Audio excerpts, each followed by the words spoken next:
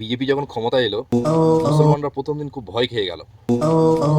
তার দুদিন পরে বিজেপি সরকার যা শুরু করলো, মুসলমানরা আনন্দে আত্মহারা হয়ে গেল। সিপিএম রেগে গেল, আইএসএফ রেগে গেল, কংগ্রেস রেগে গেল, টিএমসি দুঃখিত হলো, বিজেপি ভক্তরা আনন্দিত হলো। এইভাবে চলতে চলতে এক মাস শুরু হলো। কিছু মানুষ কাঁদতে থাকলো, কিছু মানুষ হাসতে থাকলো, কিছু মানুষ পালাতে থাকলো, যদিও পরে সব লক আপে ঢুকলো।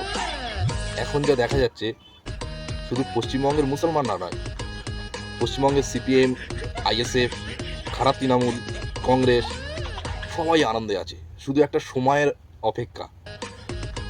কারণ ভালো তৃণমূল, বিজেমূল এবং ওল্ড বিজেপি একত্রিত হয়েছে।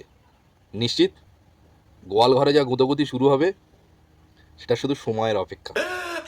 যাক, খুব টেনশনে ছিল পশ্চিমবঙ্গের অবিজেপি দলগুলো। তারা খুব আনন্দে আত্মহারা করছে, কেননা পয়জন অলরেডি ঢুকে গিয়েছে, শুধু ছটপটটা দেখার অপেক্ষায়।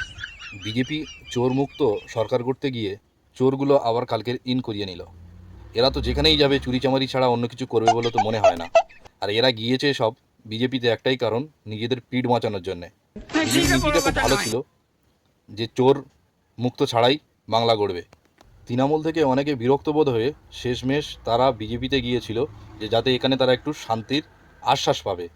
কিন্তু এই যে চোরগুলো যে ঢুকে গেল, চোরের সাথে চোরের ভক্তরাও ফের যাবে। আর একটা তো কথা সবাই আমরা জানি, শিয়াল যেখানেই থাকুক না কেন, তো ঠিক রাত হলেই মুরগির সন্ধানে ঘুরঘুর করবেই করবে।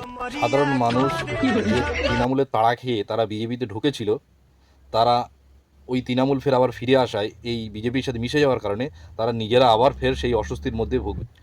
শেষমেশ ভালো তৃণমূলদের অত্যাচারে হয়তো পূর্বের বিজেপির কর্মীরা হয়তো এটাই কথা বলবে, তুমি মহারাজ সাজু হলে আজ, আজ আমি চোর বটে। Bye bye tata good bye.